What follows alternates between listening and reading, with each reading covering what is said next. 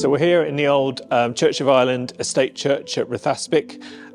This is the kind of estate church for Johnstown Castle, and the window was quite significantly damaged. So the whole thing had to come out. The window's a real poignant memorial. It commemorates the lives of Gerald Fitzgerald, the only son of Lord and Lady Fitzgerald of Johnstown Castle, and his cousin Desmond Paget. They're kind of like bookends for the First World War. Gerald lost his life during the very first month of the war in September 1914, and Desmond towards the end of the war in March 1918. There was a lot of restoration work done, lots of conservation. The windows had been vandalised quite badly, so there was quite a big project in trying to figure out what the wording was.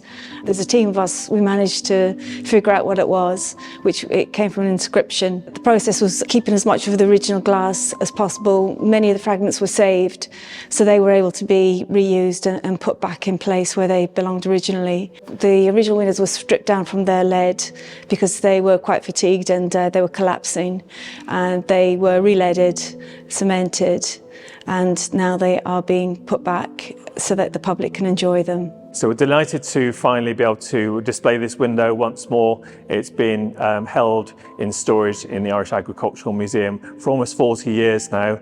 No one's ever seen it until this year after the restoration project. We're very grateful to the Heritage Council for supporting this project through the Community Heritage Fund.